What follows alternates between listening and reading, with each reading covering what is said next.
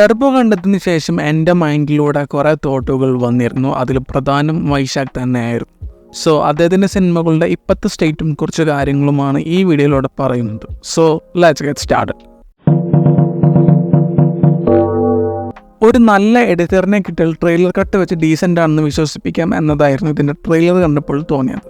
Cinema കണ്ടു കഴിഞ്ഞപ്പോൾ അതിന് കൂടുതൽ ക്ലാരിറ്റി വന്നു. ഒരു ടോട്ടൽ മെസ്സായിട്ട് തോന്നിക്കുന്ന സ്ക്രീൻ പ്ലേ, പുറത്തുനിന്ന് കൊണ്ടുവന്ന എന്തോ ആക്കി വെച്ച പാവം രാജ് പി ഷെട്ടി ആൻഡ് സുനിൽ. വൈശാഖ് അദ്ദേഹത്തിനെ കൊണ്ട് പറ്റുന്ന എല്ലാ പരിപാടികളും കോർത്തിണക്കിക്കൊണ്ട് സിനിമയെ ട്രാക്കിലോട്ട് കൊണ്ടുവരാൻ ശ്രമിക്കുമ്പോൾ സ്ക്രീൻ പ്ലേ അത്രയും വീക്കായത് കാരണം അത് സിനിമയിൽ വിസിബിളായിരുന്നു. അതുകൊണ്ട് തന്നെ ഈ സിനിമ എനിക്ക് തീരെ വർക്കായിട്ടില്ല. വൈശാഖ് ഒരു സമയത്ത് നല്ല എൻ്റർടൈനേഴ്സ് ഇറക്കിയൊരു ഡയറക്ടറാണ്. സീനിയേഴ്സ്, മല്ലു സിംഗ്, പോക്കിരി രാജ പോലെയുള്ള സിനിമകൾ. ഈ സിനിമകൾ റിപ്പീറ്റ് വാച്ചിലും ഞാൻ കണ്ടിട്ടുണ്ട്. ബിറ്റ്വീൻ മല്ലു സിംഗ് അത്തടുവിൻ്റെ അൺഒഫീഷ്യൽ അഡാപ്റ്റേഷൻ ആയിരുന്നു എന്ന് മാത്രം. വൈശാഖിൻ്റെ പ്രൈം ഫേസ് ആയിട്ട് പേഴ്സണലി തോന്നിയ സിനിമകളാണ് ഇതൊക്കെ. ഒരു വൈബിലിരുന്ന് കാണാൻ പറ്റിയ സിനിമകൾ ആയത് കാരണം എനിക്ക് ഈ സിനിമകൾ അത്യാവശ്യം സാറ്റിസ്ഫാക്ഷനൊക്കെ തന്നിട്ടുണ്ട്.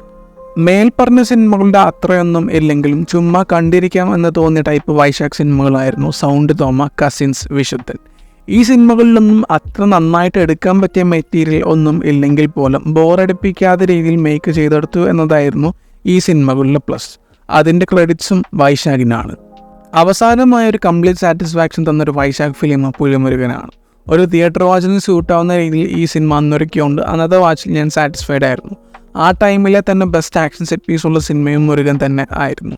ഇപ്പോഴും വൈശാഖിൻ്റെ ഫൈനാൻഷ്യലി ഏറ്റവും വലിയ ഹിറ്റ് മുരുകൻ തന്നെയാണ്. മധുരരാജയിൽ നിന്നാണ് വൈശാഖ് അദ്ദേഹത്തിൻ്റെ ഒരു മിനിമം ലെവലിൻ്റെയും താഴോട്ടൊരു സിനിമ ചെയ്യാൻ തുടങ്ങുന്നത്. വാച്ചബിൾ എന്ന് ഞാൻ മേൽപ്പറഞ്ഞ സിനിമകളുടെ ലെവലിൽ പോലും എനിക്ക് ഫീൽ ചെയ്യാത്തൊരു സിനിമ ആയിരുന്നു മധുരരാജ. മുരുകൻ്റെ സക്സസിൽ തന്നെ ഫോർമാറ്റ് പിടിച്ച് പുലിയെ മാറ്റി പിടിച്ച് കുറച്ച് നായകളെ പ്ലേസ് ചെയ്തു. എന്നിട്ട് അതേ മോഡലിൽ വേറൊരു സിനിമ എന്ന ലെവലിൽ പുറത്തു കൊണ്ടുവന്നപ്പോൾ മധുരരാജ ഒരു ടോട്ടൽ മെസ്സായിട്ടാണ് എനിക്ക് അനുഭവപ്പെട്ടത്.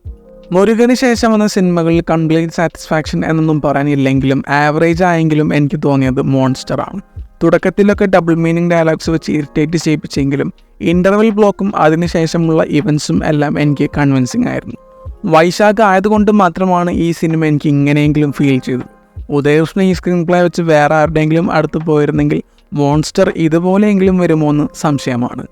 ഒരു നല്ല സ്ക്രീൻ പ്ലേയോ അല്ലെങ്കിൽ ആവറേജ് എന്ന് തോന്നിക്കുന്ന റൈറ്റിംഗ് ഉണ്ടെങ്കിൽ പോലും പിന്നെ അത് വൈശാഖിൻ്റെ ടെറിട്ടറിയാണ്. പിന്നെ അതതിന് സ്ട്രാറ്റജി വെച്ച് അറ്റ്ലീസ്റ്റ് വാച്ചബിൾ ആവുന്ന ലെവലിലെങ്കിലും എത്തിക്കും. ടെർബോയുടെ പ്രശ്നം സ്ക്രീൻ പ്ലേ നല്ല ഡള്ളാണ് എന്നതാണ്. അത് സിനിമ കാണുമ്പോൾ നന്നായിട്ട് ഫീൽ ചെയ്യുന്നുണ്ട് എന്നതുമാണ് കാര്യം. ഒരു നല്ല ത്രെഡ് കിട്ടിയിട്ടും അതിനെ പ്രോപ്പറായിട്ട് ഡെവലപ്പ് ചെയ്യാൻ സാധിച്ചിട്ടില്ല. വൈശാഖിനും ഒരു ലിമിറ്റ് ഉണ്ടല്ലോ. അറ്റ്ലീസ്റ്റ് ഒരു ആവറേജ് എന്ന് തോന്നിപ്പിക്കുന്ന ഒരു തിരക്കഥ പോലും ടെർബോയ്ക്ക് ഇല്ലാത്തത് കാരണം അത് സിനിമയിൽ നന്നായിട്ട് അറിയുന്നുണ്ട്. ടെർബോയെക്കുറിച്ചിട്ടുള്ള നിങ്ങളുടെ അഭിപ്രായം കമൻറ്റ് സെക്ഷനിൽ പറയുക. മറ്റൊരു വീഡിയോ ആയിട്ട് പിന്നെ വരാം. Bye guys.